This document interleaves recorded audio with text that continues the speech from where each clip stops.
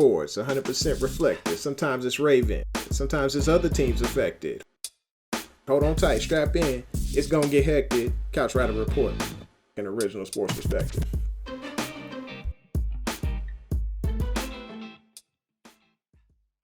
Welcome back. Welcome back to the home of original sports perspective from our couch to yours. This is your couch rider, Raven Jermaine Lockett. Hey, I appreciate y'all coming back through. If this is your first time, hit that like button, hit that subscribe, and smack that bell so you know when it's going down.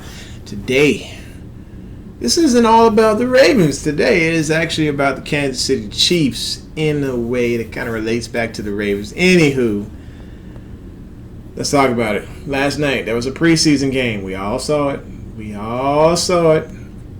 Pat Mahomes, or Patrick, did not have the game that we all thought he was going to have. It honestly looked like a continuation of the Super Bowl, to be honest. He was running for his life. The line was not doing what they were supposed to do, and he did not have chemistry with the wide receivers like we thought he would.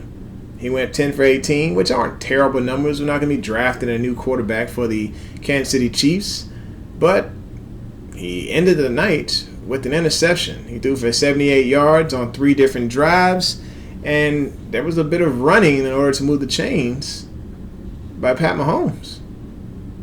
So those guys signed up for that number 2 spot because there's a void there.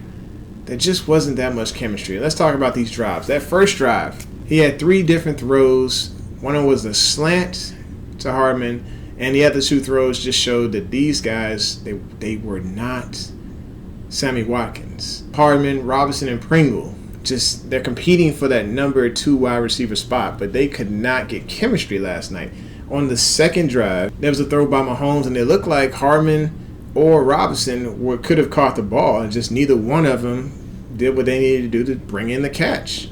It was in both of their areas, and they either had alligator arms or made a business decision. I'm not really sure, but there was a turnover on downs, or it was a punt at least, because they could not convert on third down. As a matter of fact, the first third down conversion didn't come until about the 13-minute mark of the second quarter for the team. On the third drive, you see that just chemistry is not there. Whether it be with Hardman, whether it be with Robinson, they just could not connect. And then when Mahomes did connect with Pringle on the third down, it just did not look.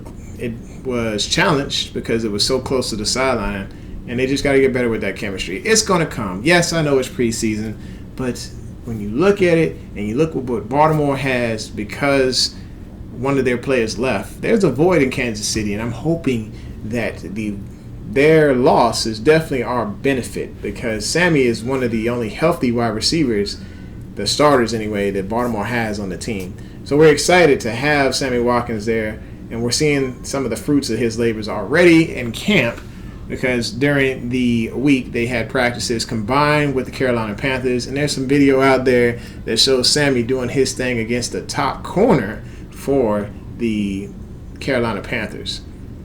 So we're excited to have Sammy there. Hopefully he's going to move some chains and make some things happen and maybe make his stats a little bit better than last year's. Because last year he had about, 37 receptions for about 241 yards and 421 yards and 2 touchdowns. So he was averaging about 11 yards per catch, but the whole Ravens team last year was averaging about 12 yards per catch.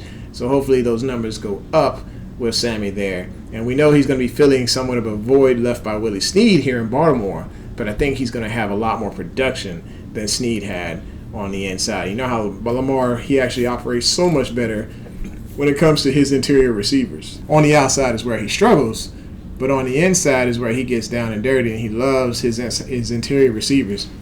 There's a couple of plays where Mahomes, he basically was able to bring an entire team back based on what Sammy Watkins was able to bring to the table with the inside game. It was sometimes deep down the field, but it was still interior pass and attack.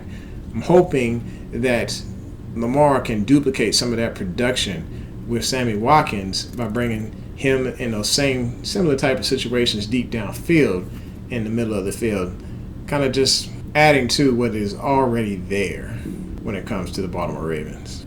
If we can get Sammy Watkins to do anything like he did to corner Dante Jackson in practice when he hit him with the hezzy on the comeback, oh, it's on. It's on and popping.